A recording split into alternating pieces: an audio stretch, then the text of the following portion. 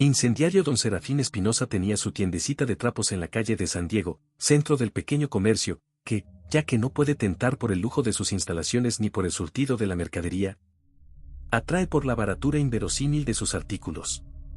Se llamaba la tienda La Bola de Oro, y mostraba en el pequeño escaparate tiras bordadas, calcetines de algodón, hilo en ovillos y carretillas, broches, horquillas, jabón de olor, polvos, botines, tejido al crochet y loros de trapo.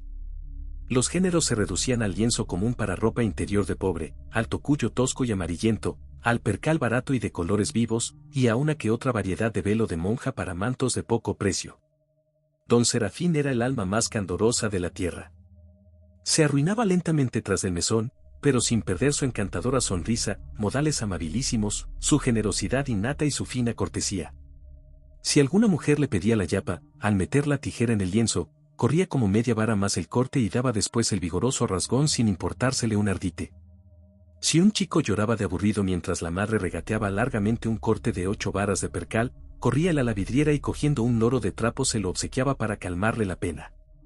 Si una sirviente volvía desolada a devolverle 3 varas de tocuyo, porque era de otra clase el que le habían encargado, recibía el trozo y daba del otro, guardando el inservible pedazo para algún pobre.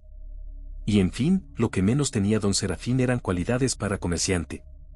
Muchas veces, al caer la tarde, su vecino de la esquina, un simpático italiano, natural de Parma, dueño del almacén de abarrote, la Estrella Parmesana, se le acercaba en mangas de camisa, despeinado, sudoroso, pero aún no cansado de la fatiga del día, y le charlaba una media hora. «Buonasera, don Serafine. ¿Cómo va que esto?» «Malo, Ma, ¿qué quiere usted, signore? No se puede ser santo e comerciante a la vece, non. Per ganare la plata se necesita malicia, acortare la vara, pasare de cuando en cuando una cuarta meno, venderé un lienzo de mala calidad». «Sí, don Serafine. Como quiere usted, santo varone, prosperare cuando lo da. Tutto. Usted se irá del cielo derechito y verá a Dios, pero lo que es el dinero no lo verá, non». Don Serafín sonreía, porque él más que nadie estaba convencido de que habría hecho muchísimo más de Lego Recoleto que de dueño de La Bola de Oro. Pero tenía él la culpa de que al frente se hubiera establecido ese maldito bazar otomano, con 3 puertas, 2 vidrieras y tantas medias lunas. Tenía él la culpa de que todos prefirieran a su pobre tenducho con los eternos loros de trapo en la vidriera, los brillantes escaparates del vecino, con rosarios de concha de perla, collares de vidrio y polvoreras de cristal. No, ¿y entonces? Y don Serafín seguía sonriendo amable y encantadoramente, obsequiando los loros de trapo y dando yapas de media vara. Pero el negocio iba a menos rápidamente, y los 5.700 pesos que tenía en mercaderías corrían grave riesgo de fundirse. «Si yo fuera un pillastre, un hombre sin conciencia», decía don Serafín, «le prendería fuego a La Bola de Oro, y luego la Nacional me entregaría mis 4.000 de seguro. Pero como tengo temor de Dios, y prefiero vivir pobre que deshonrado, no haré jamás tal crimen, y me contentaré con ver resignado cómo se van escurriendo entre los dedos estos 5.000 pesos, fruto de tantos años de trabajo». En estos únicos momentos de amargura desaparecían de la cara de don Serafín la sonrisa amable y el gesto candoroso, y en esos mismos momentos acortaba considerablemente la yapa. La idea del incendio, rechazada tantas veces como criminal y pecaminosa, era, sin embargo, la única solución del negocio. «Si yo le prendo fuego, lo que Dios no permita», pensaba don Serafín, «hago una cosa mala, pero si llega otro, sin que yo lo sepa, y sin que yo se lo aconseje y me quema La Bola de Oro, entonces ¿qué culpa tengo yo?». Y desde entonces don Serafín se dedicó a hacer rogativas y mandas por lograr el completo incendio de sus mercaderías. Creyó conveniente, ya que de fuego se trataba, dirigirse a las ánimas benditas del purgatorio, que tienen las llamas al alcance de su mano, y las llenó de promesas, súplicas y oraciones. Entonces se le vio a don Serafín Espinosa más alegre que de costumbre, agotando los loros de trapo de la vidriera y llegando a dar de yapa hasta una vara larga de tocuyo. Por fin, fue oído el constante e incansable tentador, y como la Nacional, ignorante de todo, no apeló por su parte a las ánimas para destruir el efecto de las velas, flores y oraciones de don Serafín. La cosa se inclinó del lado de este una noche, la tranquilidad de la calle San Diego fue turbada por el repiqueteado toque policial y gritos de «incendio, incendio». En un momento se despertó toda la cuadra, hubo voces, llamados, carreras, y 5 minutos después la ronca y fúnebre campana del cuartel general de bomberos sonaba en el silencio de la noche, haciendo poner en alarma media ciudad. A patadas fue abierta la puerta de una colchonería, vecina, la Bola de Oro, y una vez caídas las hojas, salió una llamarada envuelta en humo, que barrió en un instante con su letrero de madera: se llenan colchones. Uno de los oficiales de policía fue corriendo a avisar a don Serafín, que dormía como un bienaventurado en su casa. Saltó de la cama, se impuso de la Fausta nueva, se metió un McFarland y un par de zapatillas y salió a la calle brincando como un loco. La sorpresa del policial, que tímidamente estaba llamando a la ventana: «Señor Espinosa, no se alarme usted, pero se le está quemando la tienda», subió a un extremo indecible, al ver que don Serafín se le colgaba del cuello. Lo estrechaba contra su pecho y hasta le estampaba un entusiasta beso en la punta de la nariz. «Señor oficial, ¿no se chancea usted? ¿Es verdad que se me quema todo? ¡Qué dicha, Dios mío!». Y corría como un desesperado apretándose el McFarland para que le cubriera el cutis ante las miradas risueñas de los que lo miraban pasar. En ese momento ya llegaban las bombas con una algazara de 1000 demonios: campana, gritos, galope de caballos, resbalones, insultos, órdenes, arrastre de mangueras, piteos, en fin, un infierno. Ya está un grifo listo, ya arde un fogón, ya late furiosamente una caldera, ya puja el agua ruidosamente en uno de los pitones. Ya sale el chorro y barre a la muchedumbre que se apiña y hace saltar la bola de latón sobredorado de la tienda de don Benjamín y cae sobre el techo sofocando un penacho de llamas y de humo. «Dios quiera que no quede ni un miñaque, ni un ovillo, ni un loro, ni un calcetín», exclamaba el feliz tendero, balbuceando a ratos avemarías y atrayendo muy curiosamente sobre sí la atención de los vecinos. El cielo lo oía, pero lo oía también el juez del crimen de turno, que daba órdenes inmediatas para arrestar a don Serafín. Trabajaron tenazmente las bombas, el agua destruyó al par que el fuego, y cuando ya no quedaron sino 3 o 4 murallas y un montón de escombros, se declaró extinguido el fuego, se tocó llamada y se recogió el material. Un piño de curiosos se detenía delante de las humeantes vigas y de los húmedos adobes, que despedían un olor acre y pegajoso, y entre ellos se veían las albas mangas de camisa del dueño de la Estrella Parmesana, que no había alcanzado a sufrir nada. «Yo no me asusto», decía a su auditorio, «pero esto se necesita calma. Así son las cosas de la vida». Don Serafín se resolvió a ser comerciante, en un santo. Así nos irá tan derecho del cielo, pero tendrá en cambio dinero. Que esto es la realidad pura, el comercio non vive del oscurantismo. Entretanto don Serafín estaba sentado en un banco con la cabeza sobre el pecho y los brazos cruzados, esperando la hora en que debía llegar el juez a instruir el sumario. Se encontraba en un vago estado de incertidumbre. Por un lado, daba gracias al cielo por el incendio, y por otro, le pedía salir bien librado de la delicada situación en que estaba. Un guardián lo sacó de la incertidumbre, anunciándole que el juez lo llamaba. Don Serafín salió del calabozo y apareció con su cara serena, candoroso, amable, ante el juez que esperaba su llegada. «Señor Espinosa, parece que el incendio de la Bola de Oro ha sido intencional». «No solo lo parece, señor juez, sino que lo es». «Hola». «Sí, señor juez, como intencional, pocos lo habrán sido más».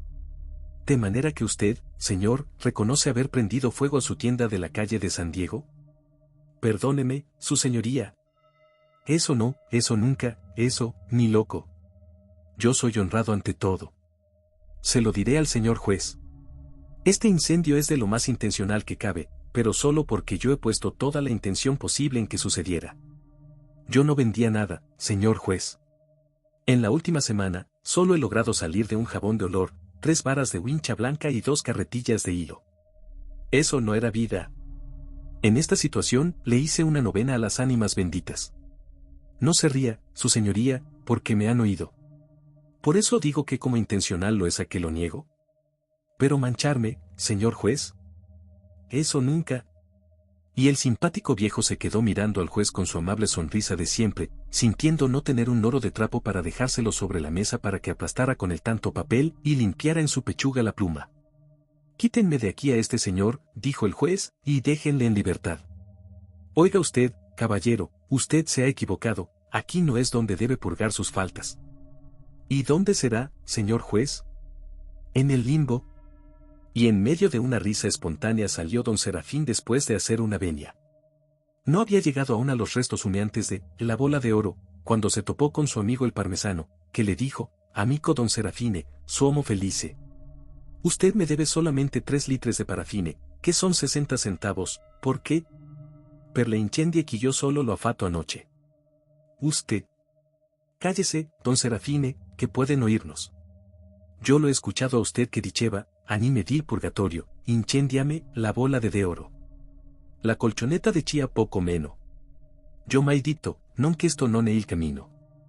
El anime di purgatorio non tienen parafina, yo la tengo e mato dos pácaros de un tiro. Hago un favore a due amici y vendo parafina. ¿Non è vero? Pero esto es un crimen. Silencio, bárbaro.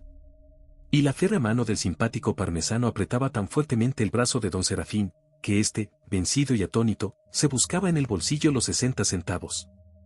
Juan Neira era el capataz del Fundo de los Sauces, extensa propiedad del sur, con grandes pertenencias de cerro y no escasa dotación de cuadras planas. 50 años de activísima existencia de trabajo, no habían podido marcar en él otra huella que una leve inclinación de las espaldas y algunas canas en el abundante pelo negro de su cabeza. Ni bigotes, ni patillas usaba Ñoneira, como es costumbre en la gente de campo, mostrando su rostro despejado, un gesto de decisión y de franqueza, que le hacía especialmente simpático. Soldado del Valdivia en la Revolución del 51, y sargento del Buin en la Guerra del 79, el capataz Neira tenía un golpe de sable en la nuca y 3 balazos en el cuerpo.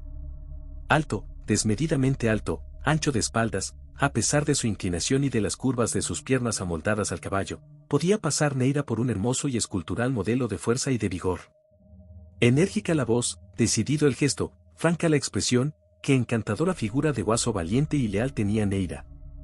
Su posesión estaba no lejos de las casas viejas de los Sauces, donde he pasado muy agradables días de verano con mi amigo, el hijo de los propietarios. La recuerdo como si la viera, un maitén enorme tendía parte de sus ramas sobre la casita blanca con techo de totora, en el corredor, eternamente la Andrea, su mujer, lavando en la artesa una ropa más blanca que la nieve. Una montura llena de pellones y amarras colgadas sobre un caballete de palo, y 2 gansos chillones y provocativos en la puerta, amagando eternamente nuestras medias rojas que parecían indignarles. Cada año cuando a vuelta de los exámenes llegábamos a las casas de los Sauces, nuestra primera visita era a la Andrea, que suspendía el jabonado de la ropa para lanzar un par de gritos de sorpresa y llorar después como una chica consentida. Siempre nos encontraba más altos, más gordos, más buenos mozos, con perdón, y concluía por ofrecernos el obsequio de siempre, harina tostada con miel de abejas. Después había que ir a buscar a Ñoneira, seguramente rondando por los cerros. Desde lejos, al recodo del camino, nos conocía el capataz, y pegando espuelas a su mulato, llegaba como un celaje hasta nuestro lado. Qué risas, qué exclamaciones, qué agasajos, a nuestros cigarros correspondía con nidos de perdices que ya con tiempo tenía vistos entre los boldos y teatinas, y comenzaba a preguntarnos de todo, de si había guerra, de si habíamos concluido la carrera, de si habíamos encontrado novia. Pero debemos repetir que aún andábamos de calzón corto, y si no, ahí estaban los gansos de la Andrea que nos dieron más de un picotazo en las piernas, débilmente defendidas, desde nuestra llegada a los Sauces. Ñoneira no daba un paso sin nosotros, yo a su lado, mi amigo al otro. Que preguntar, y averiguar y curiosear. Terminaba Ñoneira de responder y ya le caía una nueva pregunta encima, y si él tenía placer en contestarnos, no lo teníamos menor nosotros en oír su lenguaje expresivo, su peculiar manera de comerse las palabras, y hasta el colorido especial con que lo revestía todo.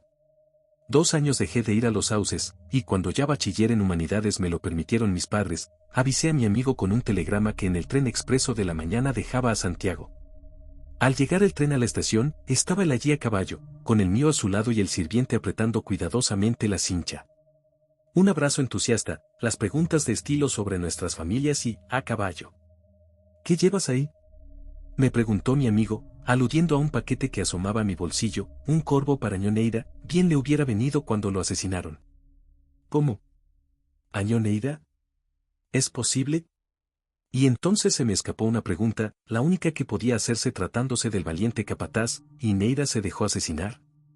Te lo contaré todo, me dijo mi amigo, pero apura el paso porque nos va a pillar la noche en el camino, y en casa estarán con cuidado y tomamos trote por la Alameda.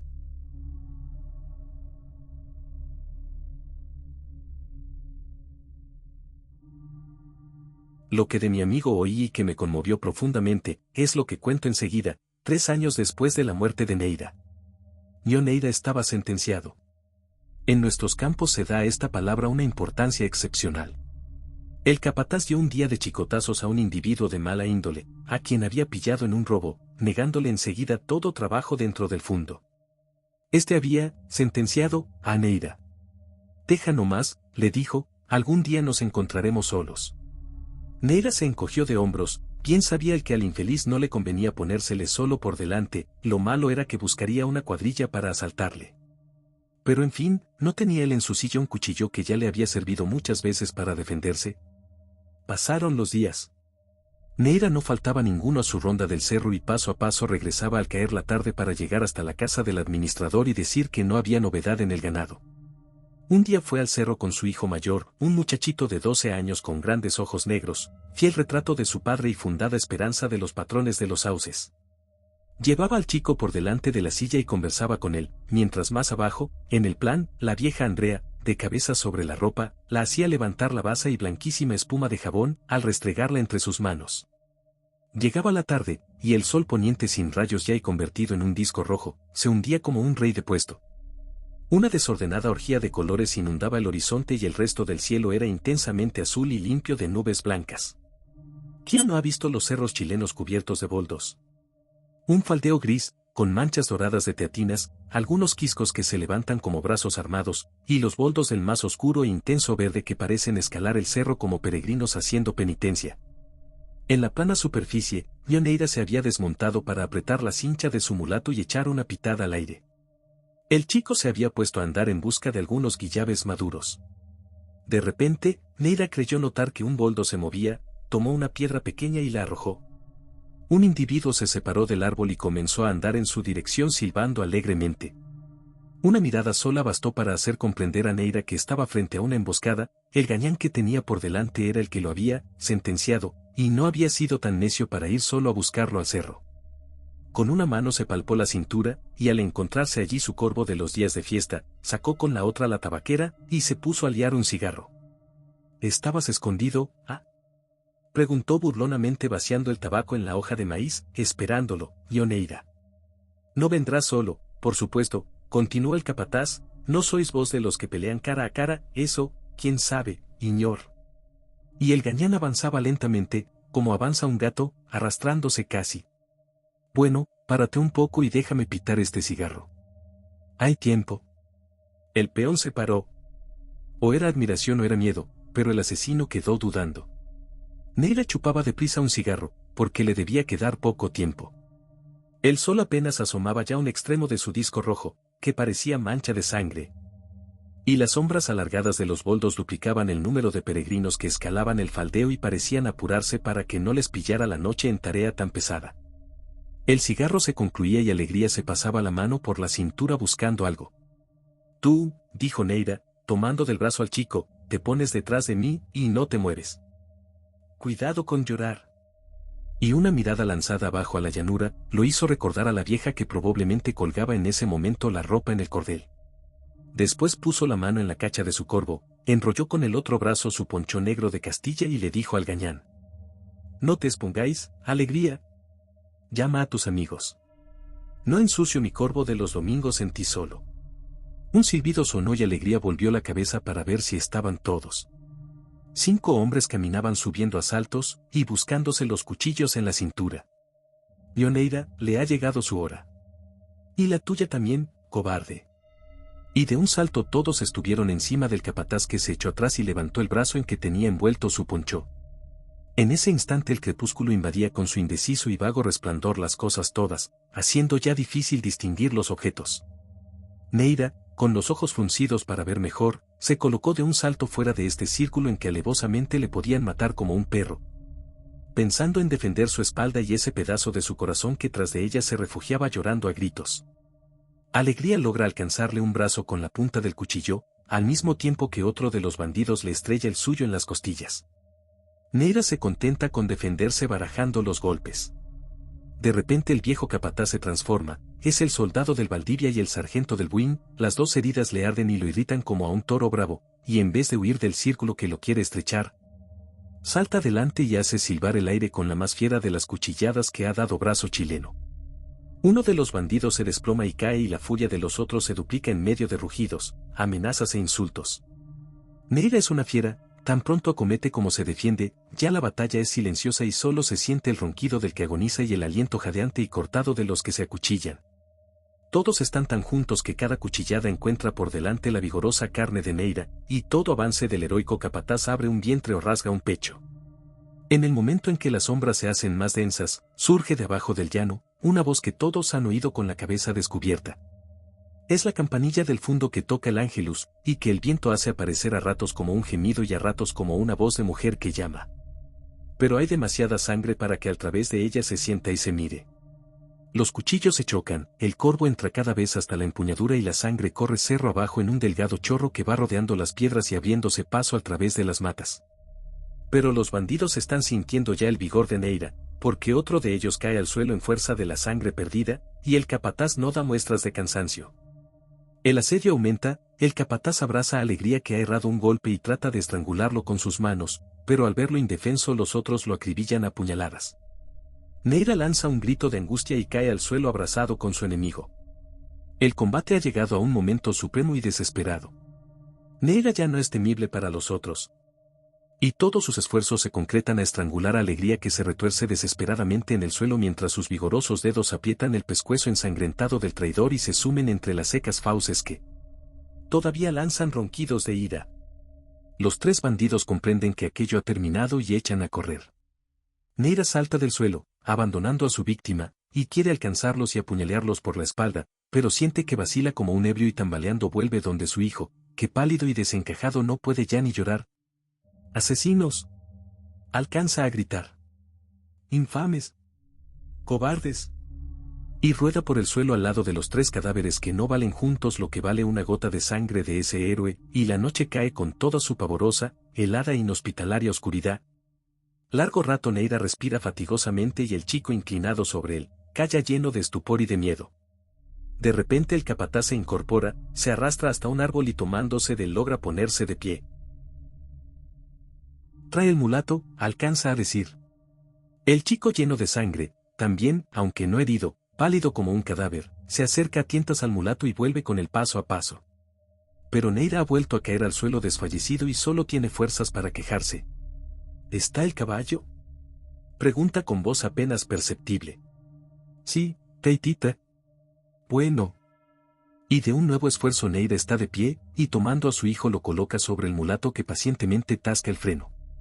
Enseguida, reúne todas sus fuerzas y poniendo un pie sobre el estribo logra montar dolorosamente no sin que se le escape un quejido de angustia y sufrimiento. El caballo comienza a marchar.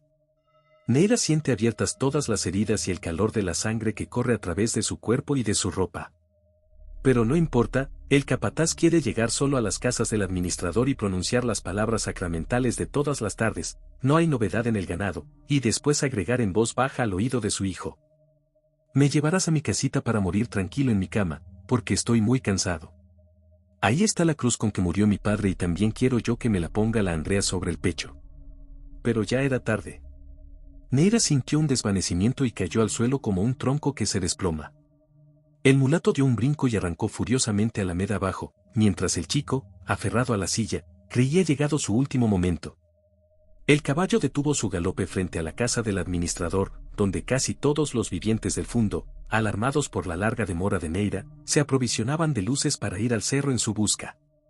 El chico fue tomado en brazos, interrogado, suplicado, pero solo podía leerse en sus ojos dilatados que había ocurrido algo muy grave al capataz. Y todos los vivientes, incluso la Andrea y el administrador, se pusieron en marcha, y gran parte de esa noche se sentían gritos de hombres y mujeres, que el eco respondía pavorosamente, «Neira. Neira». Y Neira veía a lo lejos las luces que le buscaban, como ánimas errantes que lo llamaban así. Su pecho latía como una caldera próxima a estallar, y sus labios convulsos y ensangrentados querían en vano responder, «Aquí estoy». Pero la voz moría en la seca garganta y solo salían las palabras en secreto como si fuera una confesión. Por fin las luces se acercaron, y el primero que llegó al lado de Neira fue don José, el administrador, que se inclinó paternalmente sobre el capataz sumido en un extenso charco de sangre y palpitando como una fiera cansada. Neira reunió sus últimos esfuerzos, el último resto de su asombrosa vitalidad y dijo con voz entera, «No hay novedad». Y fueron las últimas palabras del valeroso capataz de los sauces. Siguiendo la línea de sangre que se veía en el camino dieron, casi a medianoche, con los 3 cadáveres de los bandidos, y ahí pudieron medir el heroísmo de Juan Neira, el ex soldado del Valdivia y ex sargento del Buin. 60 cuchilladas tenía en el cuerpo. Me dijo mi amigo. Pobre Neira. Al día siguiente fui al cerro, solo, y me arrodillé al lado de la verja de madera con que se había rodeado una modesta crucecita que recordaba el sitio del asalto. Allí recé por el alma de Juan Neira, el más valeroso, bueno y leal de los servidores. Qué corazonazo tan grande había en ese cuerpo tan robusto. Ese hombre, instruido, habría sido un general formidable, un león de los combates, malo, habría sido el más fiero bandido de la sierra. En cambio fue leal como un perro guardián, bueno como la leche y valeroso como un tigre. La cafetera rusa desde hace mucho tiempo, desde los años de la universidad, época en que se propalan los más absurdos rumores sobre el matrimonio. He tenido para mí que la felicidad conyugal descansa sobre 2 firmes columnas, el buen café después de las comidas y el piano bien tocado en las veladas del hogar. Tan arraigadas he tenido estas convicciones y con tanta pasión las desarrollé ante la que iba a ser mi mujer, que no es de extrañarse que en el primer año de mi matrimonio nadie bebiera mejor café en Santiago, y nadie oyera mejor ejecutadas las sonatas de Beethoven, la polonesa y nocturno de Chopin y numerosas composiciones de Mendelssohn, Rubinstein, Schumann y otros maestros. Pero como siempre ocurre, el café fue empeorando lentamente, y la ejecución de las piezas relajándose. Esto último se explica con la presencia de un nuevo habitante en mi casa, que con sus gritos, caprichos y enfermedades variadas distraía las facultades de la pianista y hacía nacer las de la madre. Cada día se producía, después de comer, una escena análoga. Mi mujer esperaba que llevara a mis labios la tacita de café para observar concienzudamente el efecto que éste me producía. Enseguida, juzgando por la alteración de mis rasgos fisonómicos, llamaba a la sirviente: ¿qué café es este? El mismo de ayer, señorita. ¿Lo has tostado más que otras veces? No, señorita. Lo mismo que siempre. Sin embargo, está peor que nunca. Yo notaba, a medida que avanzaba el tiempo, una honda desesperación en mi casa. El café empeoraba, como el cambio, y nada podía, como a colocarlo en su antiguo pie. Para no agravar situación, ya grave de suyo, me abstenía de dar juicio alguno, y este silencio exasperaba indudablemente a mi mujer. Tú te callas, pero por dentro estás furioso. Te conozco. Con tus ideas estrafalarias estarás juzgando por el café, que yo te quiero menos y que no me preocupo de tus cosas. Estás equivocada. Yo tengo paciencia y creo que han de venir mejores días para el café. Pero no te afanes. Todo tiene compensación, y si es cierto que el café que me das parece una solución de tanino, también es verdad que las sopas han mejorado, pero, seguramente, tú crees que las sopas no tienen nada que hacer con la felicidad del matrimonio. Nunca te has referido sino al café y al piano. Tienes razón. Aunque en mi programa matrimonial no figuraban las sopas, pueden, sin embargo, agregarse, pero, prométeme, además, que no irás nunca a buscar buen café al club. Te lo prometo, a pesar de que la tendencia natural del hombre es al progreso, a mejorar lo que es susceptible de mejoramiento. La cuestión se agravaba, y el café iba pasando por transformaciones sucesivas, aclarándose unas veces hasta parecer tintura de yodo disuelta en mucha agua, ennegreciéndose otras hasta el negro absoluto, pero siempre sin su cualidad de aroma y de sabor de los primeros tiempos. Una tarde, mientras escribía en mi escritorio para hacer tiempo, mi mujer entró ruidosamente, y colocó sobre mis papeles una serie de piezas de latón, algo deterioradas. Aquí está, me dijo con una sonrisa de triunfo. ¿Qué es esto? Aquí está el secreto del café malo. ¿Ves tú este filtro? Está roto. El depósito está gastado y le da al agua gusto a soldadura de plomo. ¡Ay! ¿Qué comprar otra cafetera? Me ha costado medio día de trabajo. Aunque no comprendía el porqué de tanto trabajo, ni me explicaba que el secreto no hubiera sido revelado un año antes, examiné las piezas y comprendí que se imponía una nueva cafetera. Pero como yo soy hombre reflexivo, detuve la impaciencia de mi mujer, que corría ya a ponerse el sombrero frente a un espejo, y le dije: es necesario andar con pies de plomo. Lo que no quiere decir que la cafetera deba ser de este metal, por supuesto. Supongo que en el comercio hay cafeteras de diversos sistemas. Vale la pena saber qué país bebe mejor café, y entonces sabremos cuáles son las mejores cafeteras. Eso es un disparate, replicó mi mujer, porque donde hay mejor café es en Bolivia y en Costa Rica. Y nunca he oído hablar de cafeteras bolivianas o costarricenses.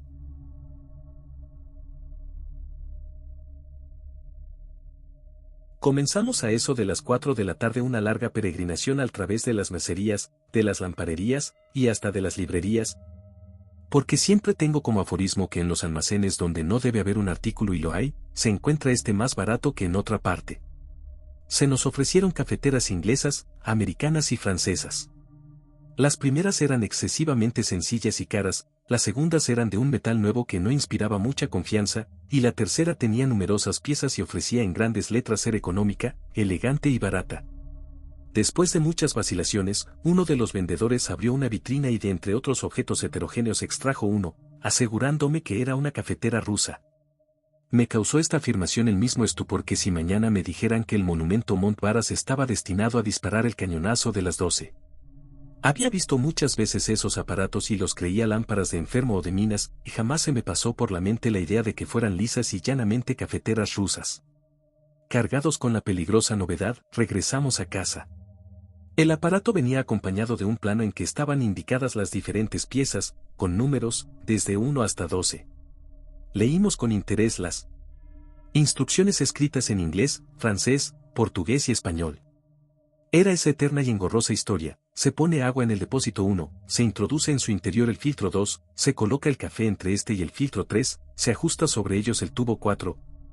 Con un ajuste a la bayoneta, esta palabra daba cierto aspecto sangriento a la descripción, se tapa todo con el depósito 5, se atornilla el mango en la rosca 6, se coloca todo en el soporte 7. Se enciende la anafe 8, teniendo cuidado que el alcohol no se extienda a la base 9.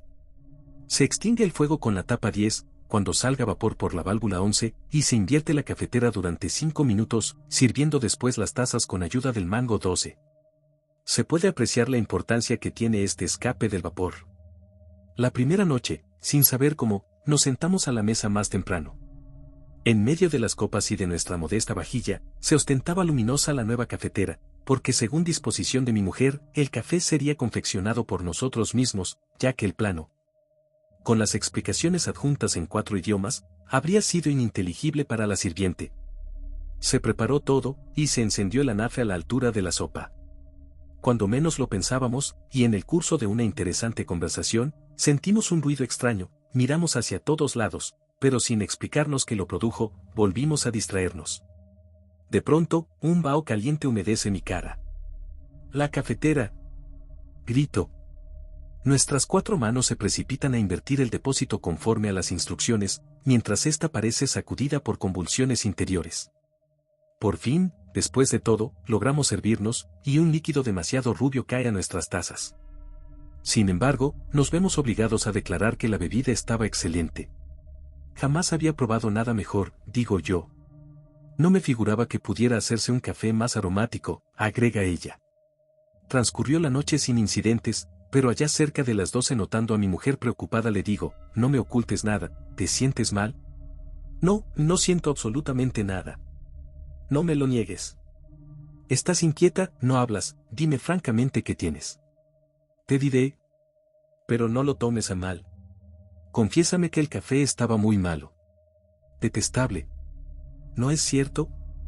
Yo no me atreví a decirlo antes, porque te vi tan entusiasmado con tu cafetera rusa. Pero eso es intolerable. Hemos perdido el dinero y el tiempo. Al día siguiente, volvimos a sentarnos temprano a la mesa, y cargamos el filtro con más café. Pero como el vapor salió muy rápidamente, y la cafetera quedó invertida cuando apenas nos servían la sopa, comenzamos a apurarnos de tal manera en comer, que la sirviente corría desaforadamente. Esta es una esclavitud intolerable, dice mi mujer, ya no podremos comer despacio o ligero, según como nos dé la real gana, sino como nos obligue esta cafetera endemoniada. El líquido ha resultado mejor y más oscuro. Pero siempre hay un profundo desconsuelo en la sobremesa. El tercer día, al encenderse el anafe, el alcohol se desparrama y se incendia una superficie de media vara del mantel.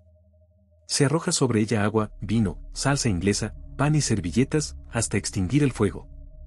Yo grito indignado a la sirviente: llévese usted ese aparato a la cocina, y que no lo vuelva a ver en el comedor. Allá se hará el café en adelante, y allá ha debido hacerse siempre. Mi mujer aprovecha el momento para decirme con voz muy suave: ¿por qué no renuncias al café? Eso nunca. Hazlo por galantería, por buena educación. ¿Con qué objeto estamos perdiendo la tranquilidad por una tontería? En ese instante se siente a lo lejos una detonación, luego los pasos precipitados de la sirviente se acercan, la puerta se abre, y antes que formulemos una pregunta, ella dice casi sollozando: «La cafetera ha hecho explosión. La gitana redentora». Era la cárcel de mujeres, testimonio, abundante todavía, de esas negligencias de un Estado que no reparte bien sus rentas, monumento extraño en todas partes, pero no en Chile, de improvisación, de mala adaptación, de ignorancias y descuidos. Caserón de fundo, con puerta, torno y locutorio de convento, serie de patios cuyas construcciones van degenerando y empobreciendo hacia el interior. Afuera, paredes pintadas, naranjos en flor, jaulas con canarios, más adentro, corredores sin baldosas, arbustos lacios y raquíticos, en el fondo, charcos en los corrales, techos rotos, goteras por todas partes, hierbas en las murallas. No ha alcanzado el dinero, ni la previsión ni el estudio. Es una cárcel en que hay detenidas por una semana, al lado de presidiarias perpetuas. Y al frente de todo esto, las religiosas del Buen Pastor, que hacen lo que pueden, que rezan, que suspiran, que agitan llaves en las manos. Cruzamos los patios un día y fuimos viendo el cortejo de esa pobre carne histérica. Muchachuelas de ojos vivaces, tempranamente cínicos, muestran en los rostros malhumorados la exasperación que causa el brusco salto de la libertad a la obediencia, al lado de otras ya resignadas y pasivas, que se mueven como autómatas, con los ojos embelesados y las manos puestas sobre el vientre, cerca de las compañeras más normales que bordan en silencio, haciendo proyectos más serenos para el porvenir, o se aturden moviendo los pedales de las máquinas de coser. En cada sala, una virgen de yeso policromo, entre marchitas flores y hojas de papel plateado, símbolo de ese rezo monjil, gangoso y formulista, recuerda que las detenidas están sujetas a un régimen maternal y religioso. Mirábamos los grupos de pecadoras y recordábamos esa cadena de figuras enfermas que el escultor Biondi vaciaba un día en Roma, para abogar en eterno monumento por la reforma de las cárceles. Y venían a nuestra memoria frases dolorosas de un drama de escritora italiana, Casa di Pena, y tantas observaciones de psicólogos y penalistas para interesar a la sociedad en curar a la mujer criminal antes que castigarla. En el último patio de la cárcel, encerrado por bajo muro de campo, que lo dividía del huerto, 3 mujeres vestidas de mezclilla azul, se inclinaban a lavar en un pozo de bajo brocal lleno de lavaza. Había olor a jabón y a ropa húmeda, a carbones mal encendidos en el brasero, a sudor y a basuras. Algunos pájaros llegaban a picotear y a saltar sobre las tejas del muro y escapaban luego seguidos por las miradas de las presas. En cuerdas tendidas de lado a lado, colgaban algunos trapos blancos e hilachentos. Por la calle pasaba una carreta en la cual iba un hombre cantando, y aunque su voz era desafinada y áspera, medía la triste y callada soledad del patiezuelo. Una de las presas llamaba la atención, la primitiva. No podía tener más de 35 años, a juzgar por sus ojos, en que había un sano y franco vigor de juventud, y en su boca grande, derecha, apenas levantada en las comisuras con levísima mueca de sonrisa. Pero lucía muchos hilos grises en la negrísima y loca cabellera, y su espalda parecía cansada y los hombros caían como agotados. Parecía una gitana y tal vez lo era, porque nadie podía deducir de qué pasta, de qué mezcla, estaba formada esa enorme mujer que tenía tan bondadoso aspecto y era, sin embargo, una cruel homicida. Cuando fue encerrada, permaneció sin comer muchos días y sin hablar muchos meses. Era una fiera agazapada. La habían traído con grillos, pero la madre Cristina, gran domadora, obtuvo se los quitasen. Se fue entregando poco a poco y se notó que era la capilla el sitio de su reposo. Miraba asombrada los cirios y las imágenes, escuchaba rezar con cierto misterio poniendo el oído para pescar un coro lejano y extraño y se embelesaba con el órgano, un armonio en el cual cada tubo de madera y metal, maltratado y envejecido, disonaba a más y mejor. Muy pronto notaron las religiosas más viejas que la primitiva era una mujer original y superior. No manifestó nunca uno de esos escapes histéricos tan frecuentes en las detenidas. Algunas de tales manifestaciones provenían de necedad, otras de aburrimiento y otras de pequeñez y maldad. Las religiosas hacían verdaderos ejercicios de paciencia, ya era una muchacha que se arrancaba los cabellos en medio de los alaridos de las otras, o que se pinchaba los brazos con un alfiler, o que se colocaba al pie de uno de los chorros que en día de lluvia caían de las canaletas y tejados. Habían terminado por ensayar con éxito la indiferencia porque mientras más se afligían con estos incidentes, más se repetían. «Madrecita», gritaba una, «mire cómo la Antonieta se está empapando en el patio». Y la madre decía imperturbable, sin mirar siquiera, «déjela a la pobre, tendrá mucho calor y se estará refrescando. Jamás la primitiva manifestó impaciencias, porfías o caprichos. Era serena como un animal de labor, casi majestuosa como una fiera grande y libre. Nada sabía de Dios. En una sarta de monedas peruanas y bolivianas que llevaba al cuello, le había encontrado la Madre Cristina una medalla de la Virgen María. Fue este el motivo de entrar en esa primera conversación, llave del alma. ¿Qué representa esta medalla?, le preguntó la religiosa. Es mi negrita, repuso sencilla y sonriente. Así la he llamado siempre, desde chica. Trae la suerte en amores, también libra del mal de ojo. Primitiva fue poco a poco dando algo de sus secretos. Los sacaba con lentitud, con vergüenza y con dificultad, como del fondo de un arcón viejo se sacan telas rotas y apolilladas. Le habían contado que en un circo, en Iquique, había una mujer muy grande, muy obscura, a la cual llamaban la Mora. Venía de muy lejos y jugaba con puñales que tiraba muy arriba y recibía en las manos sin herirse. También subía a un trapecio vestida con terciopelo, seda y género de oro.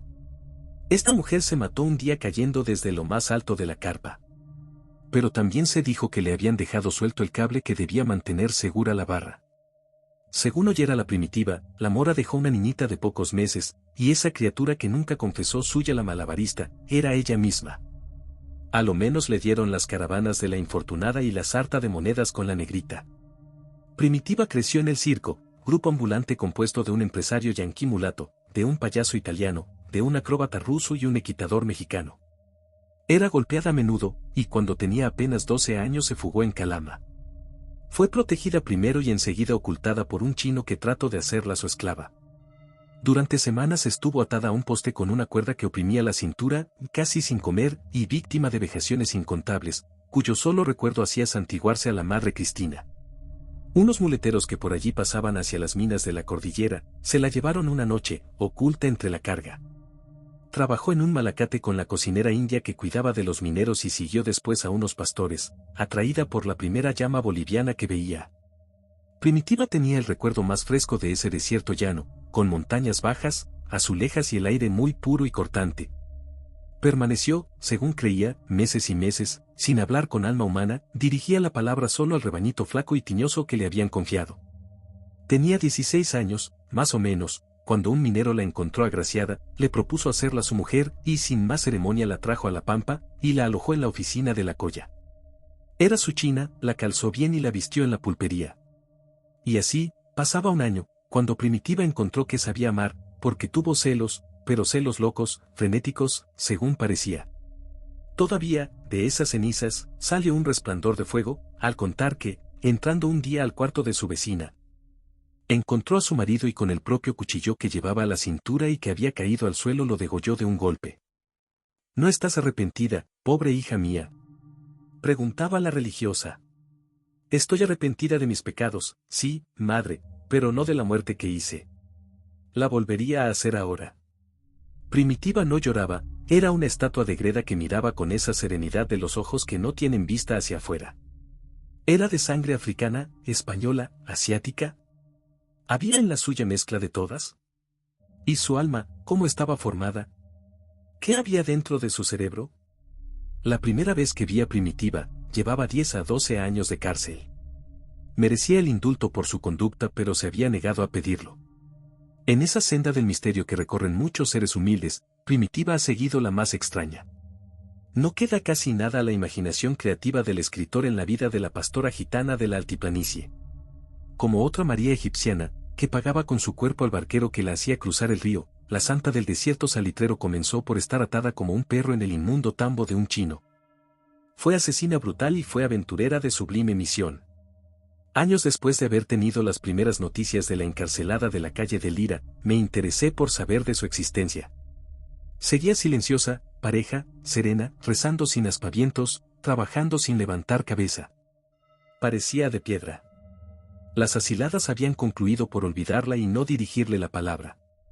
Pasaba por todas partes como uno de esos perros del huerto que no ladran, que no hacen daño, que no juegan, que son compañía pero no confidentes. La Madre Cristina recibió un día 2 noticias que la aterraron. Se acordaba a Primitiva el indulto. La esposa del presidente de la República había sido impuesta de la callada virtud, de la redención de este extraño ser, y las gestiones siguieron su trámite normal en breve plazo. Y, por otra parte, y esto era lo más extraño del mundo, el padre Ceferino, el capellán provenzal, viejo achacoso y gotoso, partía con ella a las salitreras a redimir cautivas, a buscar magdalenas. ¡Santo Dios! ¡Santo inmortal! Repetía la religiosa tomándose la cabeza entre las manos, si son dos locos. Es necesario advertir sin pérdida de tiempo al arzobispo. Pero, sin aguardar los empeños y conferencias a que esto daría lugar, la madre abordó a don Ceferino. El viejo estaba realmente resuelto. Quería terminar su vida, luchando, no en un confesionario de monjas, lo que, según decía, aburría y empalagaba con esas digestiones difíciles de conciencias meticulosas, sino en un campo abierto, con fieras. Había ido descubriendo en el alma de primitiva profundidades insondables, era una santa y quería ser una mártir de la redención de sus hermanas. Figúrese, madre. La idea ha sido de ella, la ha pensado, ha vivido con ella y está de tal manera compenetrada, en años y años de incubarla y calentarla, que ahora no vive sino para esta alma nueva que le ha nacido del crimen. Como una flor en el fango. Los designios de Dios son inescrutables. Primitiva viene de generaciones antiguas, que estuvieron en contacto con los focos humanos donde corrió la sangre del esclavo que levantó las pirámides y los templos, la de los mártires que majaron el suelo africano, la de los árabes que hicieron una civilización de esplendor y de nobleza. ¿Cómo sabremos de dónde viene directamente esta mujer extraña que tiene la serenidad del tiempo, la fe de toda una religión, la fuerza de varias razas? De reina, de esclava, de santa, de lo que sea. La madre Cristina sonrió compasiva. Don Ceferino. No divaguemos, no perdamos la cordura. No hay duda de que los designios de Dios son inescrutables, pero también es insondable la falta de criterio, y me parece. El capellán estaba sofocado. Le habían echado un balde de agua sobre el cerebro. Le costó serenarse. Yo no pretendo, dijo con lentitud y voz humilde, comunicar el entusiasmo de una idea que es, por cierto, extravagante. Estaba en el África, y la madre Ceferina me recuerda que no he salido de la calle de Lira. Me he dejado llevar por mi fantasía, pues había dicho que esta mujer podía ser una esfinge, una momia egipcia, algo raro que renace. Dejemos, pues, la poesía y vamos a la realidad. ¿Y ella es? Que parto indefectiblemente con la presidiaria indultada. Me ha convencido. Convencerá a todo el mundo. Ella pasó niña por la pampa. Apenas recordaba, al llegar aquí, lo que había visto y vivido. Pues bien, lleva 15 años de pensar a toda hora, y ha comprendido también su camino, que quiere volver allá. Eso sí, la compañía de saltimbanquis con que recorrió la pampa, será menos triste, pero no menos cómica. En vez del empresario mulato irá el capellán gotoso y en el sitio de la mora, la redentora. La pampa salitrera es un sitio de lágrimas, de dolores, de esclavitud moral y es un desierto de almas. Y cuando uno ve que en una pobre presidiaria, surge la luz del sacrificio por la humanidad, que en un vaso de dolor y de expiación se precipita tanta piedad y tanta ternura, como no secundarla, madre. La religiosa era chilena, de origen vizcaíno, buena, pero fría y seca. Seguía riéndose de esa pareja inverosímil, don Ceferino y la primitiva. Será la congregación de hermanas gitanas aventureras, dijo, exactamente, respondió como un eco el capellán. Poco se sabe de la grotesca, y triste, y humilde aventura de las pampas. Si ambos soñadores y bohemios quisieron morir por Dios, por él murieron. Porque se cuenta que, apenas desembarcados, se encontraron envueltos en los desórdenes de la huelga del puerto y fueron tomados por sospechosos. Después, para desarrollar el plan que en el viaje se habían trazado, se fueron en ferrocarril al interior. Ansiosos de comenzar su misión, la gitana buscó como estación de partida uno de los caseríos más abundantes, pero más corrompidos de las salitreras. Bajo la toldería de calaminas tostadas por el sol, una vasta sociedad de taberneros y rufianes servía como gusanera en los chatos burdeles donde gemían tantas esclavas como lo había sido la gitana en su adolescencia. La misma autoridad del poblacho, que era la explotadora del crimen, se encargó de expulsar a los caminantes. En día soleado, tuvieron que partir a pie con escaso equipaje, lo seguía como único acompañante fiel, un perro que era el primer discípulo ganado a la causa. Avisados en la oficina más próxima, por los empresarios del caserío, los colegas de profesión, los recibieron a pedradas, haciéndolos seguir más adelante. Esta era la traición y lanzados de cara al desierto. que fueran a redimir mujeres a los arenales y caliches solitarios. En los espejismos de la soledad, vieron muchas veces el mar, naves de blancas velas que los conducían a sitios hospitalarios, bosques y castillejos, ciudades con campanarios. Ya no escucharon el lejano silbato de los trenes, ni humos de chimeneas, ni explosiones de minas. Bajó sobre ellos la gran soledad de la naturaleza y comenzó a seguirlos de lejos, en puntillas, la muerte, pálida y fría como una camanchaca invisible. Ya no era posible volver. El perro corría olfateando y regresaba con aullidos lastimeros. La antigua Pampina tenía fe, no perdía la esperanza y continuaba exponiendo con simples palabras las líneas más simples de su cruzada. Seguiría contando su vida, como la había contado en punta de rieles. Le gritarían asesina, pero no importaba. Ya había alcanzado a ver ojos de hermanas de los cuales corrían lágrimas que desteñían el carmín de sus mejillas. Parece que, en las torturas del hambre y de la sed cortaron los hilos del telégrafo. La gitana había muerto sonriente, recostada como para dormir sobre el paquete de su manta. El capellán, que tal vez adelantó algo más de camino, en compañía del perro, había caído más lejos, de cara al suelo, y tenía su libro en una mano. Unos ingenieros encontraron los cadáveres, fueron identificados en la policía del cuerpo, y la brevísima investigación hecha trajo hasta la madre Cristina el lastimoso fin de los saltimbanquis de la caridad, como los llamaba, no sin profunda piedad y respeto por sus dos amigos locos.